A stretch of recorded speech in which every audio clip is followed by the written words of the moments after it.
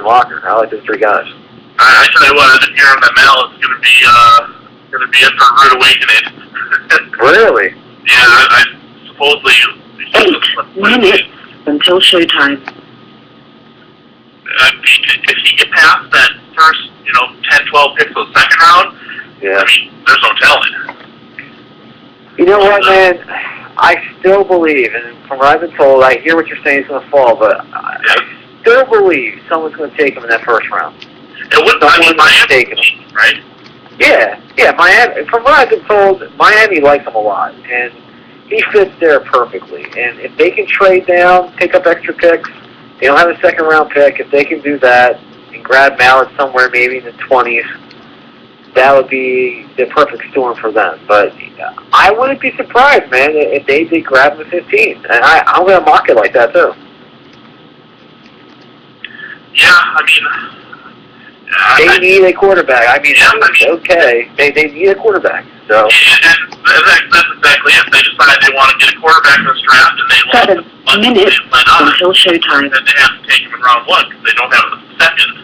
Yeah, they don't have a second. So, I mean, the best case scenario for them is to trade back, get that pick, and then still get Mallett. But if no one wants to trade up with them, which is a possibility, then you got to grab Mallett. He, to me, I hate to do this, but the same thing happened with Marino.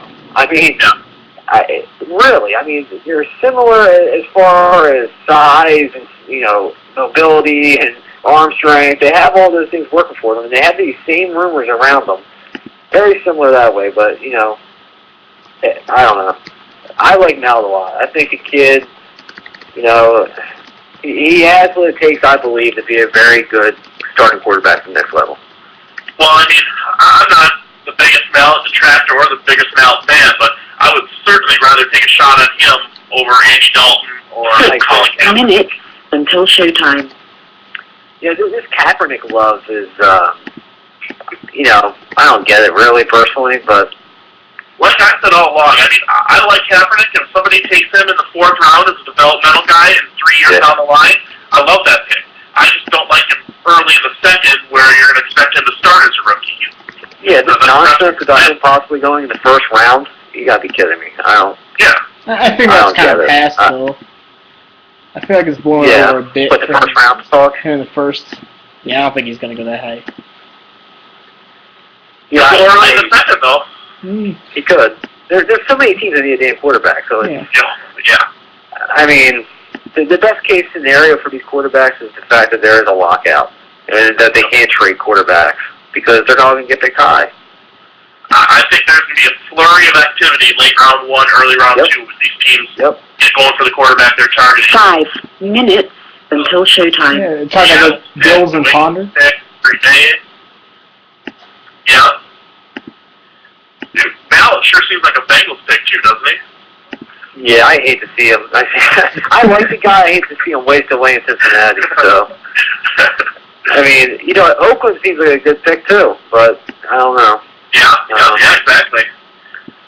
But there's so many.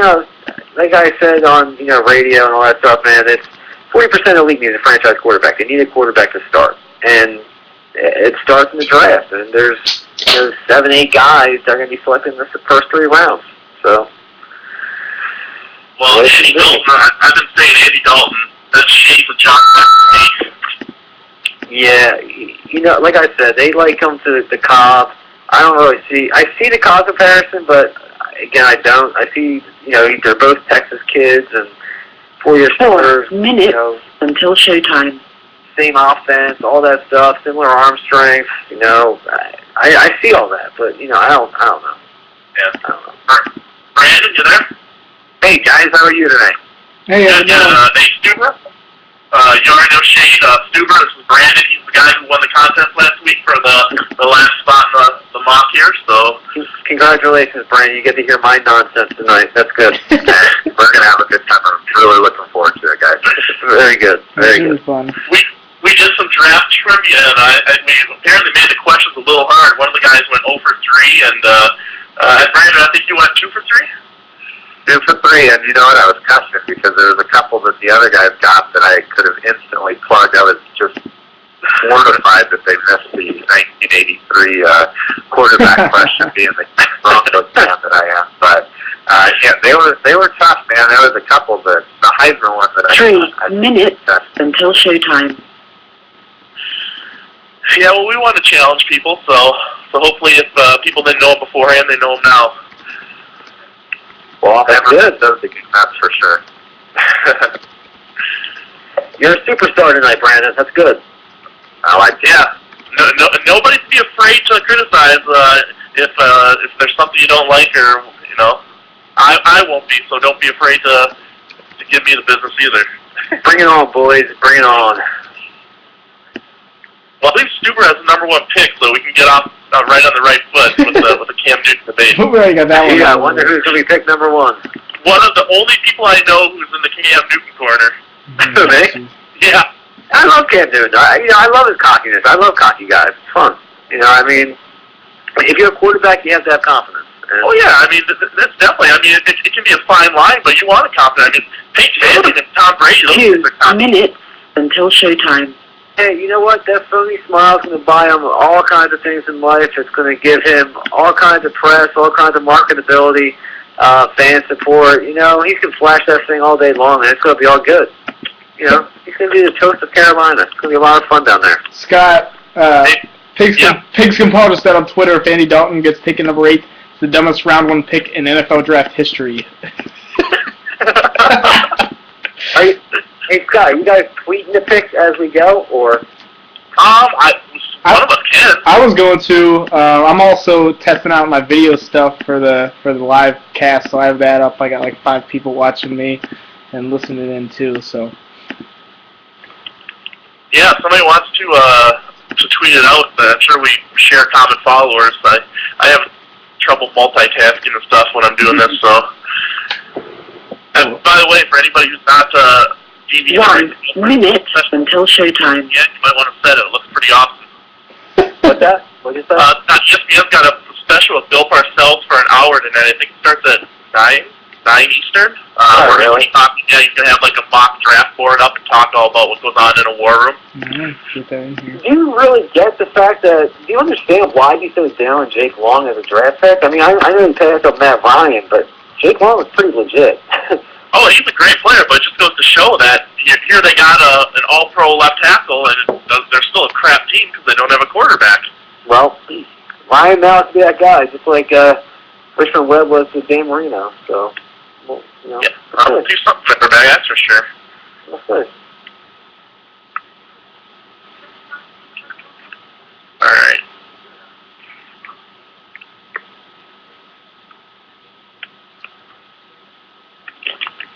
Your show will go live in 5 seconds. 4, 3, 2, 1.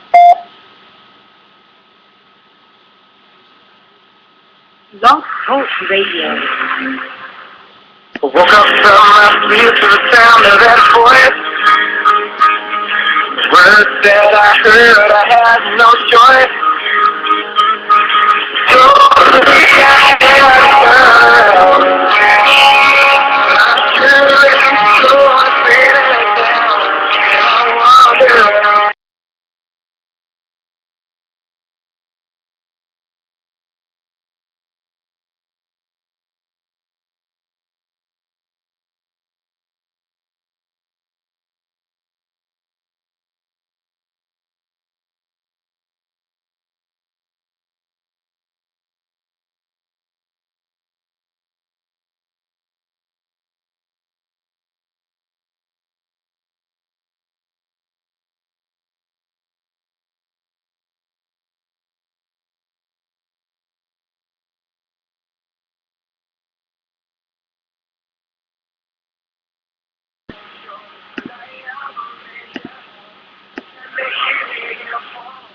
Welcome to the Draft Countdown Podcast. I'm Scott Wright, and as always, I'm joined by Shane P. Hallam, and we are about 48 hours away from the start of the draft, and tonight is always one of the most fun and also most popular shows of the year.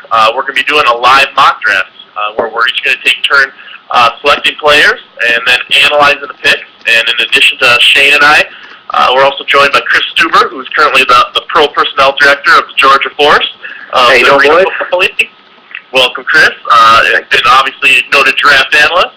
And then we're also joined by Brandon Knoll, who won the contest on last week's show to get that last spot in the rotation. So, Brandon, welcome. Hey guys, thank you for having me. All right, and we're scheduled for 2 hours, and we usually take up that whole 2-hour period because we definitely analyze and pick apart every single pick. So let's hop right into it. And in the interest of time, make sure we get through all the 52 selections. And as I said, I drew randomly for the order of the picks, and starting us off is going to be Chris Stuber with the number 1 pick, the Carolina Panthers. And just to remind everybody, we're doing this based on what we think the teams will do, not necessarily what we think they should do. So, Chris, start us off. Carolina Panthers, number 1 overall pick, they select. With the first pick in the 2011 NFL Draft, the Carolina Panthers select Cam Newton, quarterback, Auburn. And, you know, Cam Newton coming into the fold there in Carolina, what he brings immediately is an impact kind of player, a guy that they can build that franchise around, a guy that they can market to their fan base, a fan base that has been discouraged for the last couple seasons and just not having that winning attitude. And Cam Newton going 14-0 with Auburn in his first year, winning the Heisman Trophy and national championship. I'll tell you what, everything that you can say wrong about Cam Newton, the mental toughness that he showed this past season, everything that's going on with his father, all the allegations, all that stuff, he took that, he played at the highest level, and you know what? At the end of the day, the man was perfect. And I have to say this, that's the kind of guy, that's the kind of leader I want on my franchise, leading my team behind center. And the Carolina Panthers, when they look at Cam Newton, they got to say, that's my franchise quarterback because, again, with all the allegations, everything surrounding this kid, the mental toughness is his biggest attribute. The biggest attribute that he has. Not his athleticism, but the mental toughness, and that's what makes him special. And you know what? Again, he was perfect for all those allegations, and that's dynamic. Well, and I've talked to Ed nauseam about Newton. I think everyone probably knows how I feel about him now. My final rankings, I got him checking in as the 29th best player in this draft. So obviously, I'm not a big fan of him at number 1 overall. Although I agree, I think that's probably what the Panthers are going to do. It's sure looking that way. I think it's going to be a big mistake and cost a lot of people their jobs. But it looks like they're going to stick their necks out and go out on that limb. Shane, what are your thoughts? Yeah, I'm kind of with you, Scott. I just haven't seen enough from him to know. And sometimes it's not that you dislike a player, you think he can't be successful. It's just that picking guy number 1, I don't know if he can be successful. Only seeing less than 200 passes from him, and maybe 10% of those being NFL caliber passes. I can't be confident taking him at the number 1 overall pick that he's a franchise quarterback. So Peyton Manning threw 1,200, and people weren't sure if he could be a franchise quarterback, and that obviously worked out. With Cam Newton only having about 180, that's tough for me. I agree that I think it's going to be a big mistake in the Panthers. I don't think you can toss Cam Newton in day 1 and have him get it done. So they probably will go him number 1. I think it'll be a mistake. Brandon, what are your thoughts on Cam Newton? Well, I have 2 perspectives. One, as a giant Broncos fan, and I'm happy as hell with that pick. That means that we're going to get the man I want. But from a more analytical side of things, the one stat that really stands out here is 50 touchdowns in the SEC last year alone. I realize that the body of work is quite limited, but you can't argue with 50 touchdowns in the most competitive conference in college football. I think it's probably the right pick. If they miss, it sets them back, but ultimately it's big risk, big reward. Well, I think Newton's probably one of the most polarizing prospects since I've been doing this, and there doesn't seem to be much middle. You either love him or hate him, and nothing in between. So we'll see 5 years from now who's right, I guess. But it's sure looking like that is the direction the Panthers are going to go. All right, so number 1 pick's out of the way. We're going to go to number 2, the Denver Broncos, and Shane Hallam will be making that pick. Shane, the Broncos select? Yeah, the Broncos are going to select Marcel Darius, defensive tackle out of Alabama, and I don't think this pick is as much of a slam dunk as everyone's saying it is. It's, they need a defensive lineman, so they're going to take Marcel Darius. I think Von Miller is definitely in consideration for this pick, and I debated for a little bit before deciding who I was going to take, but ultimately, I think the Broncos are going to go with the safe route. They're going to take the disruptive defensive tackle at a position that's probably their highest need, switching back to the 4-3, even though it's not a position that maybe John